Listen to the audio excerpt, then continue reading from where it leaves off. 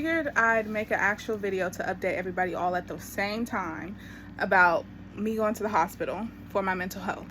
So I didn't go to the hospital for my mental health in a way where it's like I have like a mental health disease or illness or disorder or anything like that. Every time I go to the mental health hospital, they always validate that I'm not crazy and that my situation is literally like other people are crazy, or other people are abusive, narcissistic, blah blah blah, all that kind of stuff. So ever since I was a little kid, this is a very long story if I go back there, but ever since I was a little kid, long story short, honestly, once I go tell the therapist and let all what I feel out, what I'm there for, they're like, so why are you here? That sounds like someone else should be the other people. And you know, they give me kind of tips of like, well, you need to cut that person out of your life or blah blah blah. So yes, this time and ever since I was a kid, I've always known that the mental health ward in the hospital in Quincy, though, because I did go to one in Gary and it was not the same, but in Quincy, the setting is super like copacetic, as long as other people there that are there for bigger reasons, and need more actual physical and medical help are like okay and not doing anything wild and crazy. It's good to be in there. So personally, I just needed my cup to be refilled, and I couldn't do that at home. I could have, but I couldn't do that at home with me being pregnant and being a single mom this time. So if somebody would have got our daughter on time, when I was telling them that my cup was dry, it wasn't even just empty, it was completely dry, no precipitation or anything.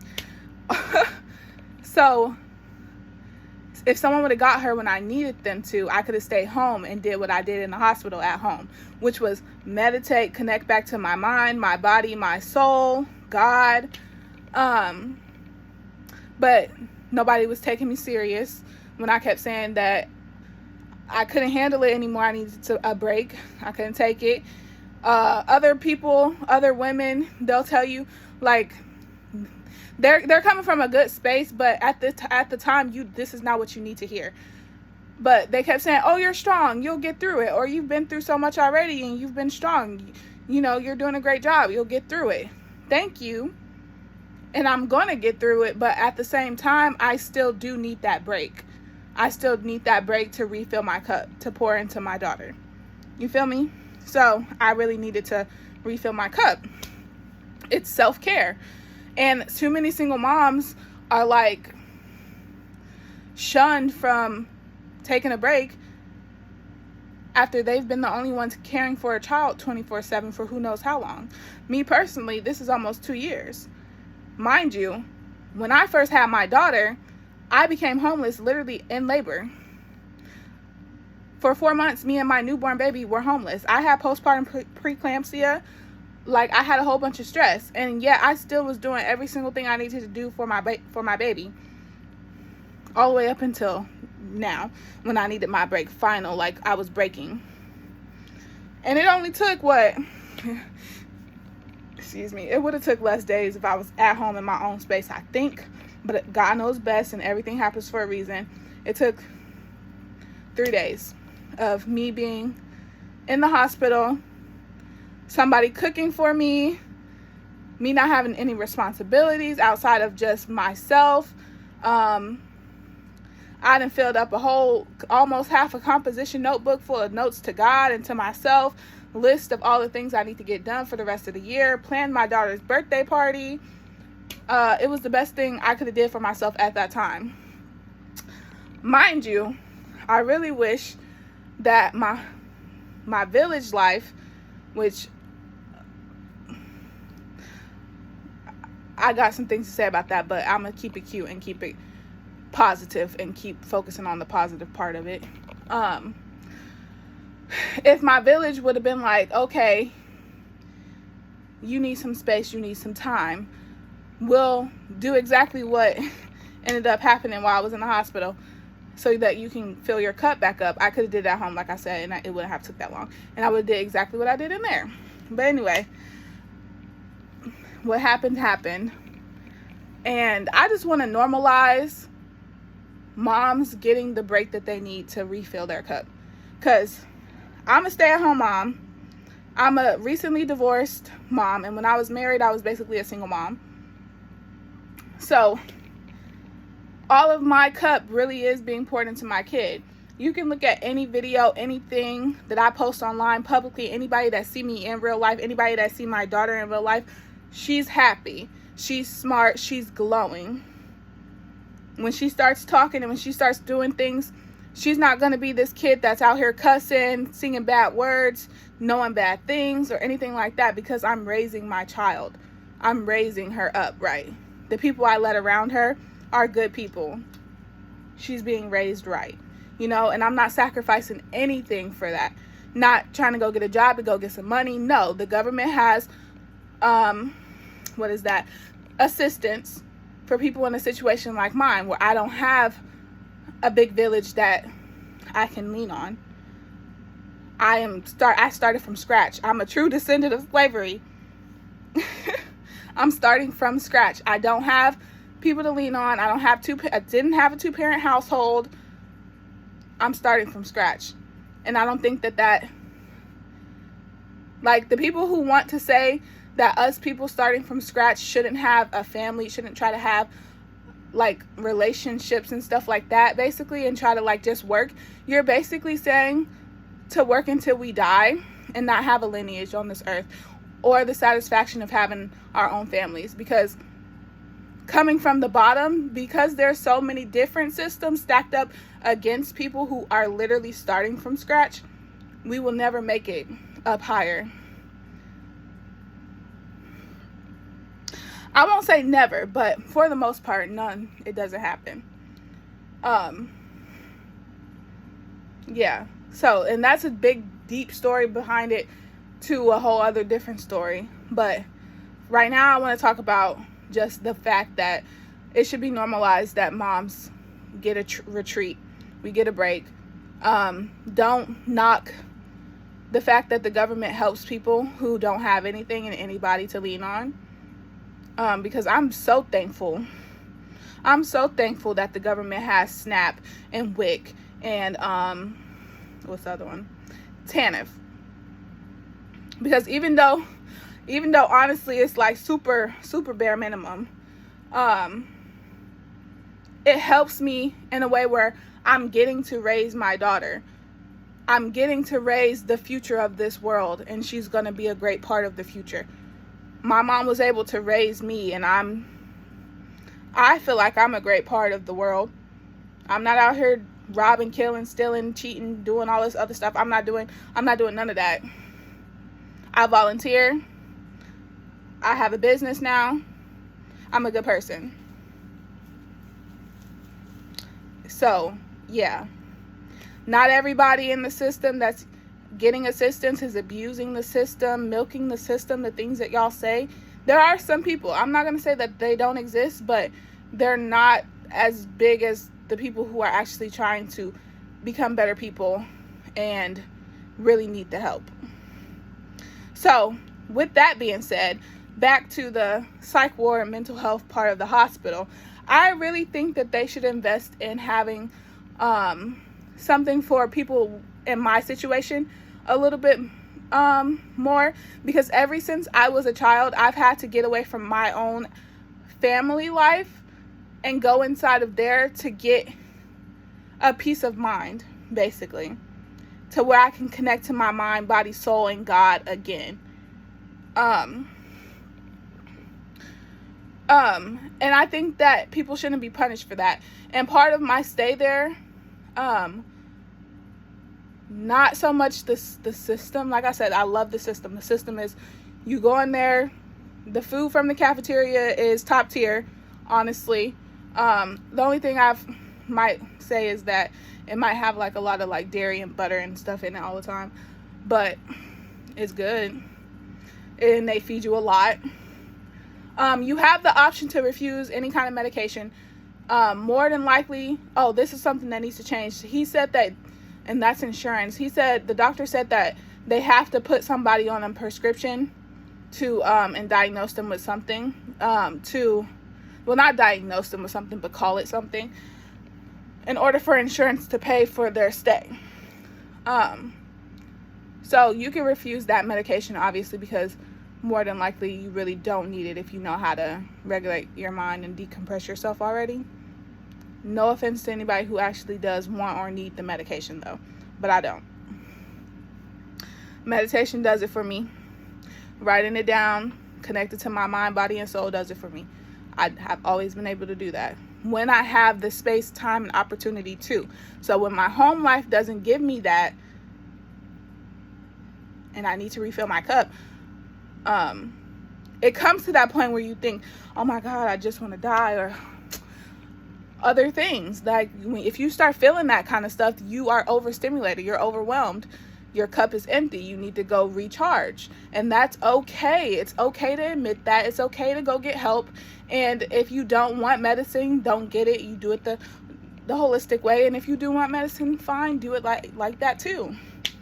People self-medicate on the street all the time. They go and smoke weed all day, and cigarettes all day, and drink alcohol all day, and do other freaking illicit drugs all day. But people who don't want to do those things because they have a better mind, a sober mind than that, they should have that option to have a safe space to decompress, and also not be treated like some kind of psycho criminal by nurses and staff in the hospital, because that's the only thing that I would say was bad about the stay that I had. One is that I was really confused of why the doctor said they had to put something in that I'm being treated for, or that not even just being treated for, but some kind of medicine in or something like that, in order for the insurance to pay for me to have my stay there. That kind of triggered me. I was like, wait, what? That doesn't make sense at all. But now that I'm out and I'm thinking about it, it kind of do, but that needs to change. And then again, the second part was being treated like some kind of freaking psycho criminal by nurses. So in Quincy's hospital for psych and behavioral medicine, there was two different sides. It was the BMS side, which is behavioral medicine services, and then there was the APS side, which I don't really remember what that stands for, but the way that they explained it was that it was more for people who were like violent and very confrontational, very need the security guards to come restrain them ish, you know. And so I was on the BMS side, having a dandy time. Mind you, I'm 20 weeks pregnant. I need a snack. They feed you all the time there, except throughout the night. But when I woke up in the middle of the night, yes, I needed a snack. For some reason, some guy on APS's side had a plumbing problem, so his room became like inhabitable. And obviously they don't room girls and boys together, so they didn't have a place to put him. So they came to the BMS side and asked if they could move some people around to make it happen where he could get his room. And I was in a room where I was by myself. So, and the only room available on their side was with a girl, so they couldn't put him there. So they asked me if I would be kind enough to switch from that side to the other side, and I was like, sure, because I was going home in the morning anyway. So I was like, sure, whatever. And as soon as I got on the other side, they were acting so stingy. Like, they did not care that I was pregnant. They didn't care that I needed to eat. When my body told me I needed to eat and I couldn't eat if my body didn't tell me I wanted to eat, they literally did not care. I had to write 2 grievance letters when I was there. But anyway, that's a bad like part of the experience.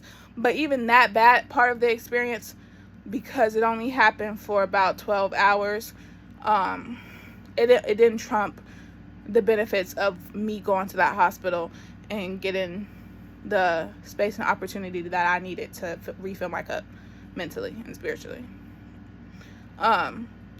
Although I'm not gonna lie, if I would have been for some reason put on that other side the whole entire time, I probably would have lost my mind, because they were treating me horrible for no reason. And that's why I'm saying that I think that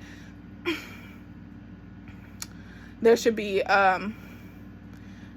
some kind of service for people that are in the situation that I've been in my whole entire life, when it's like I'm not the problem and my mental health isn't the problem.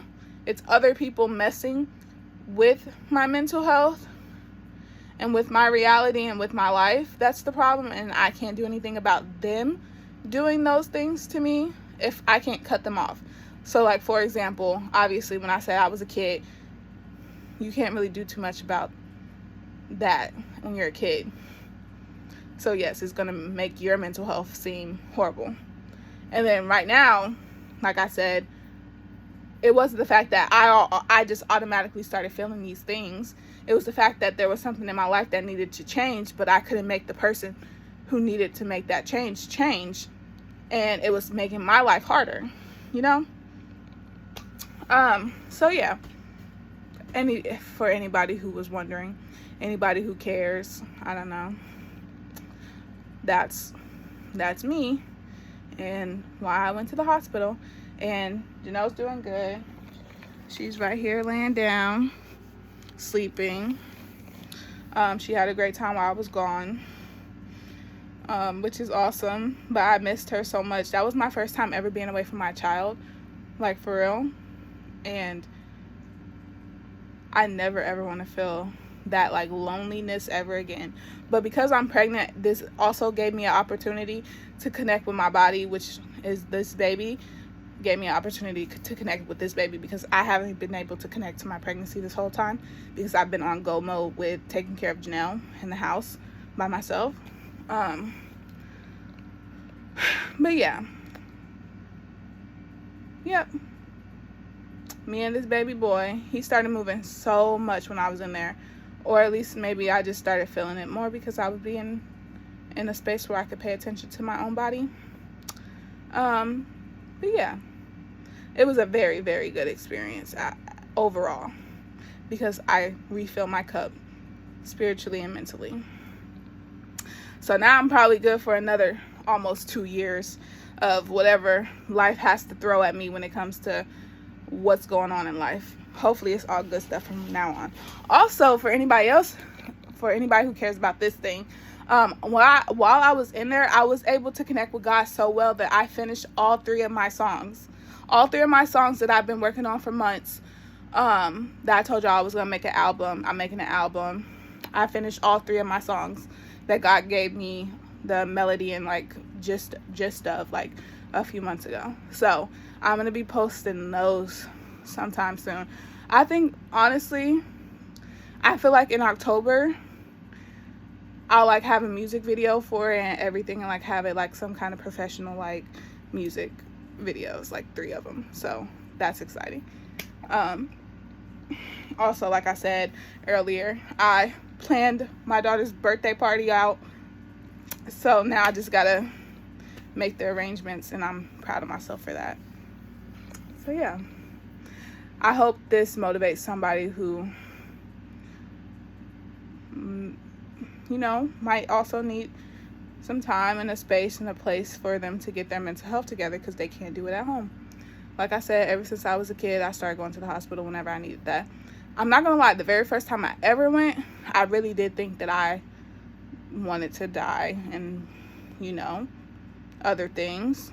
But once I got there and said everything that I needed to say and that was on my mind, that was bothering me, to the therapist, they were like, you have every right to feel the way that you feel. You do not need to be here, but the situation you are going through is not normal. It's not okay. And they validated me so much. And that's why I can speak about it now today. And that's also why I know when I need to go back in there. Even though, again, the therapist will be like, yeah, that is a problem. Your situation, the outside part of this situation is the problem. And I'm like, yeah, I know. But anyway, I digress. But I hope this does really motivate somebody to not think that going to the hospital or going anywhere to get help for any kind of like mental health stuff is like something you should be ashamed of. Also, I hope it motivates people to stop being mean to people who are on government assistance. Also, I hope it motivates somebody who actually needs government assistance to not think that it's something horrible and actually go get it, because you can help yourself so much by letting them help you when you don't have help anywhere else. So, yeah. Bye.